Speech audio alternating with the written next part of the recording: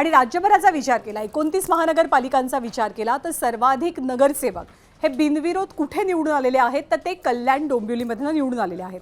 कल्याण डोंबिवली हे भाजपचे प्रदेशाध्यक्ष रवींद्र चव्हाण यांचा मतदारसंघ आहे। तर डोंबिवलीचे आमदार आहेत, त्यामुळे एक प्रकारे कल्याण डोंबिवली महानगरपालिकेसाठी चव्हाण पॅटर्न हा कमालीचा चर्चेत आहे। कल्याण डोंबिवली महानगरपालिकेमध्ये आतापर्यंत भाजपचे 15 नगरसेवक बिनविरोध विजयी झाले आहेत तर शिवसेनेचे 6। भाजपचे प्रदेशाध्यक्ष रवींद्र चव्हाणांचा कल्याण डोंबिवली हा बालेकिल्ला आहे।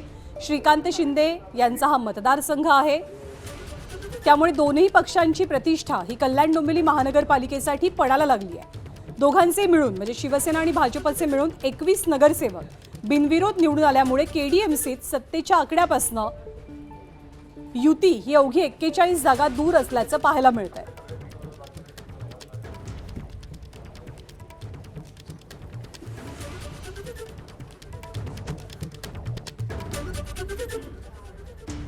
आणि कल्याण डोंबिवलीमध्ये भाजपचे जवळपास 15 उमेदवार हे बिनविरोध विजयी झाले। सगळ्यांचं लक्ष केडीएमसीकडे असताना किंवा केडीएमसीची चर्चा रंगलेली असताना दुसरीकडे पनवेल महानगरपालिकेमध्ये सुद्धा भाजपनं करेक्ट कार्यक्रम केलेला आहे, कारण पनवेल महानगरपालिकेमध्ये 7 उमेदवार भाजपचे हे बिनविरोध विजयी झाल्याचं चित्र पाहायला मिळतंय। अर्ज मागे घेण्याच्या शेवटच्या दिवशी 7 उमेदवारांनी माघार घेतली।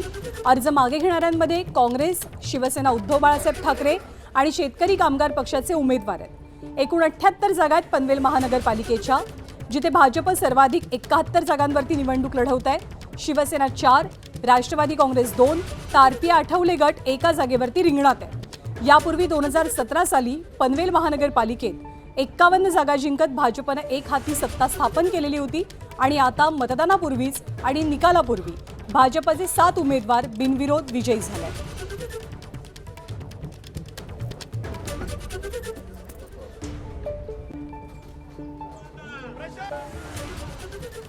आणि ठाण्यामध्ये जिथली निवडणूक ठाकरे बंधूंनी सुद्धा कमालीची प्रतिष्ठेची केलेली आहे, त्या ठाण्यामध्ये ठाकरे बंधूंना एक मोठा धक्का बसलेला आहे, कारण एकनाथ शिंदेंच्या शिवसेनेचे 6 उमेदवार ठाण्यामध्ये बिनविरोध विजयी झाले आहेत। उपमुख्यमंत्री एकनाथ शिंदेंनी त्यांच्या मतदारसंघात त्यांचा करिश्मा दाखवला। मतदानापूर्वी शिंदेंनी ताकद दाखवत विजयाचा गुलाल उधळला। या बिनविरोध नगरसेवकांनी आज एकनाथ शिंदेंच्या निवासस्थानी त्यांची भेट घेतली। शिंदेंनी त्यांचं अभिनंदन केलं आणि विजयाचा विश्वास व्यक्त केला।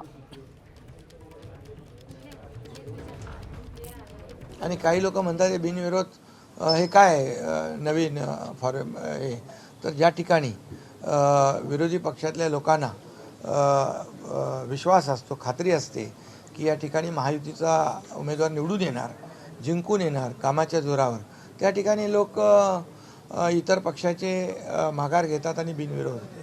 त्यामुळे त्यांना त्याचं काम जे आहे आमच्या उमेदवाराचं हे काम तिथं बोलतं आणि कामामुळे त्याची कामाची पोचपावती अशा प्रकारच्या बिनविरोध येण्याने सिद्ध होते।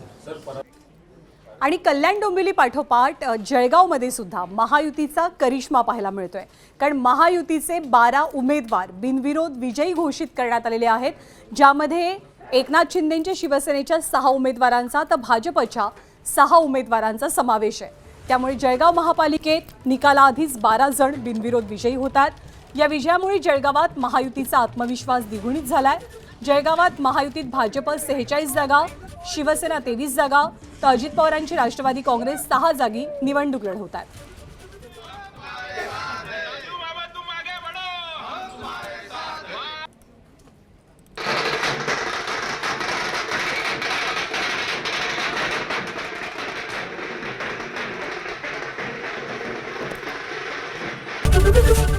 एबीपी माझा, उघडा डोळे बघा नीट।